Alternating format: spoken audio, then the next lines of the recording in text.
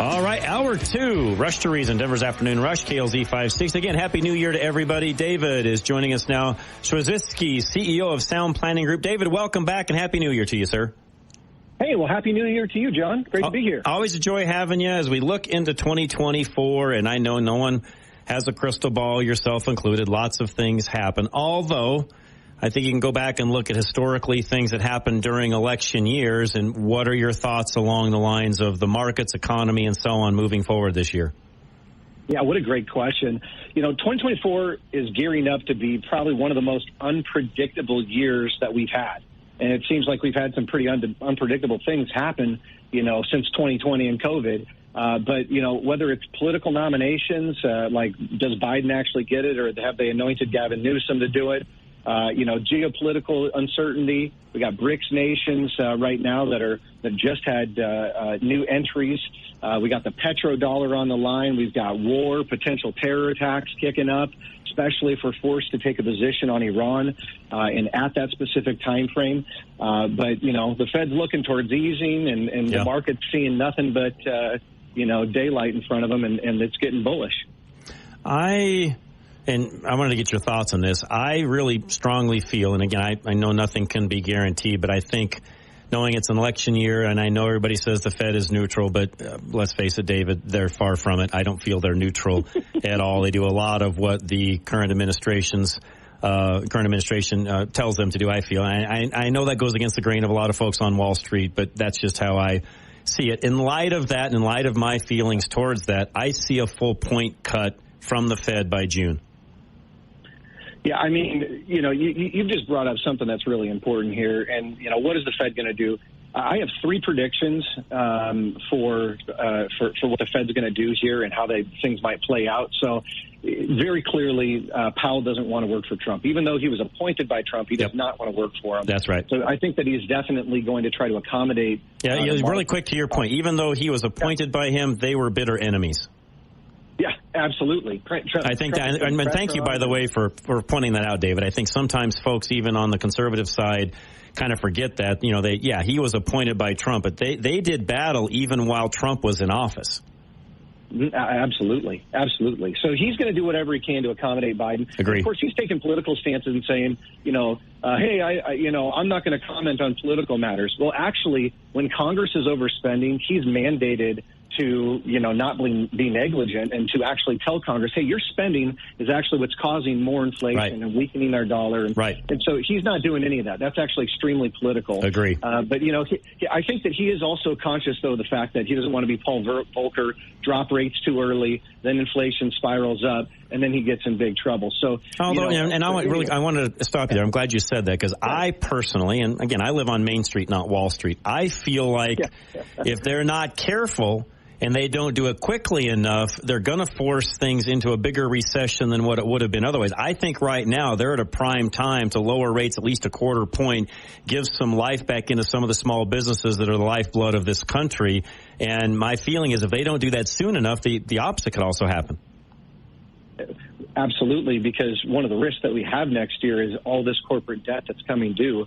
And so you nailed it with that statement to say that if they cannot drop interest rates in a meaningful way, all that debt either needs to be repaid in full or refinanced. Yep. And the challenge is, of course, when you refinance at a much higher rate, that cuts into your margin. Correct. And creates inflation all over again. Rates go up. That's right. That's right. Yeah. And believe me, David, you and I both know. They know that. They understand that. They may not admit that to, quote unquote, the street.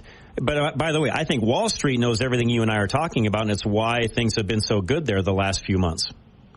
Well, yeah, and they're ultimately trying to rally on the fact that the market's going to be a bull and that Powell's probably done. Well, I think that he is done, and the market's always looking 18 to 24 months ahead. So if Powell does end up cutting here in Q1, like you just noted, that's going to definitely cause, I think, a melt up prior to a meltdown that I do believe is going to come in 24. I just am very concerned that most Americans today are going to see, the aggressive stuff go up a ton, and they're going to get locked into this thinking that, oh my gosh, it's never going to go down again. And a lot of people are going to over leverage themselves and risk their retirements working out or not, just kind of chase, another 5 or 10%. Market goes up 5 or 10. Okay, that's great to my bottom line. But if it drops 30, 40, or 50, that changes a lot of things. True. So people need to be aware of that. No, I also am one, and I wanted to ask you this. I strongly feel that the chasm between those that have and those that have not, so the haves and have-nots, purposely, by the way, is being driven greater and greater. And we've even seen that, especially the last couple of years. Those that have it have more today than they probably had, not probably, they have more today than they had 2 years ago. Yet that person that's living paycheck to paycheck has a lot less now than they had 2 years ago. Bingo. Yeah, the paycheck to paycheck family is actually how I think we should judge recessions or not. Agree. Because the CPI is actually the CPI. It has nothing to do with anyone's actual budget. America has been great because the middle class can succeed. We can afford houses. We can do these things. It's cheaper right now to rent than it is to put money down on a house and then to get a mortgage at whatever the rates are. It's cheaper to rent today. And so the average family's in not capitalizing on the fact that we can get 5% at the Treasury because they don't have enough money to be investing, let alone leaving it there long enough. And so, no, you're correct to say that also 70% of our economy is the consumer. Yep, that's right. So this is extremely important to be paying attention to because the consumer sentiment's at negative places. Credit cards are at highs. Yep. By the way, that's unsecured debt, which I think we talked about last time on your show. And, if they default on that, guess what? The banks are left holding the bag. Right. And by the way, another reason why I think the feds will jump in and do some cuts because they know the very same thing you and I just talked about. They believe me, they're looking at that number, that trillion plus number. They're looking at that saying, wait a minute, time out. If we keep these rates up where these guys are going to be paying 26, 27, 29% interest on credit cards, not that 20 is good, but David, 20 is a far cry from 27. I mean, yeah, it's better. It's going to come down to how mentally tough can we actually be? Because even though logically, if you're looking at a contrasting perspective of 30% interest versus 20, okay, it's way better at 20, but still 20 is it's still awful. Agree. But when you look at the way those minimum payments are figured, and this is really what it boils down to, when you look at what minimum payments are for families, I guarantee you there's some families out there that can make the payments at 18 to 20% that can't make it at 28 to 30. Right. Absolutely. And that's what it boils. And not that I'm saying that's right, David, because they're never going to get ahead. But if it's if it's a difference between them defaulting and taking bankruptcy versus making their minimum payments, what the Fed's going to do. Mm-hmm. Absolutely. Yeah. And I think that the Fed's probably, or the government's going to be looking towards bailing people out, as opposed to bailing more corporations out. There's definitely going to be more sentiment, especially in a presidential election year. If some of this stuff, begins to really happen here, declarations will be made, an effort to try to swoon, the voters a specific direction.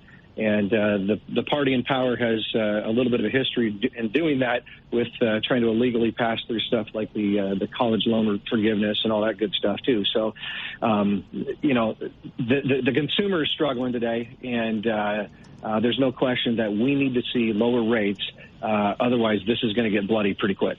I know. I agree with you on that. And I again, that's one of those things. And again, as folks start looking down the road, 2024, everybody's another day older, another year older, however you want to look at it. None of us are getting any younger, David, no matter what age you are. That's one thing that's guaranteed. We're going to get older every single year. And as you look down the road and you look at your finances and where are you going to be, and of course, in your particular case, the tax planning end of things, which you and I have never really, talked about, but I'm a big one on where are you going to be down the road and or currently when it comes to the tax side of it. I'm going to say something that may be stepping on toes. And David, you tell me if I'm stepping on toes or if I'm saying this the right way. As much as I love most accountants, and they're there for a purpose, I will tell you that there are very few certified public accountants that are tax planners. Am I right in saying that?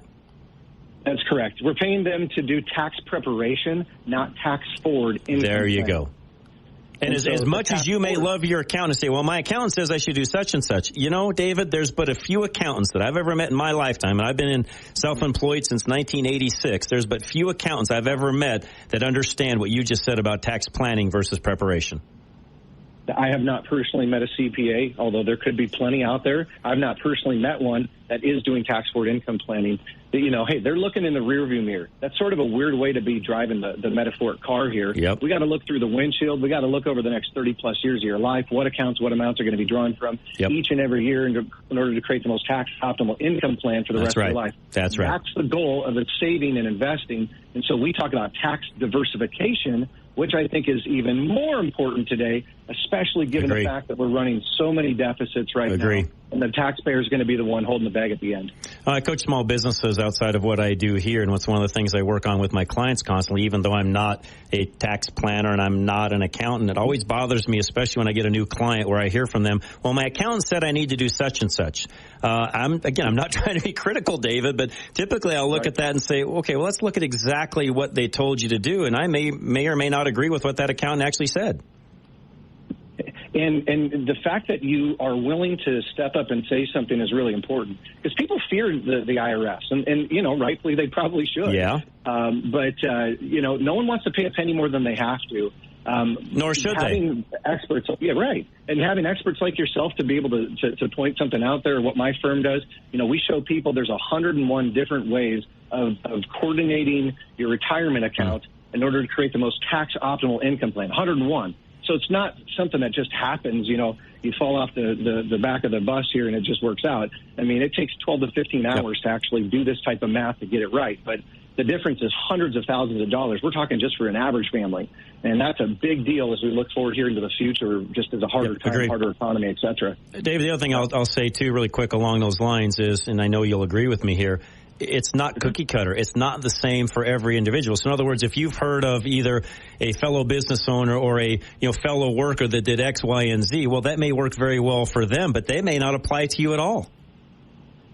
Right. Yeah. No. There should be no cookie cutter ideas here. There's DIY plans and ways of investing. There's cookie cutter investment firms, and then there's holistic advisory relationships that are trying to sit down and really look through things, maybe more like a naturopathic doctor or primary care physician. Right. Great way of saying it. Not just identify symptoms, but tell you, hey, as a result of these symptoms, maybe here's some things that we can do to reduce this impact and create better outcomes here.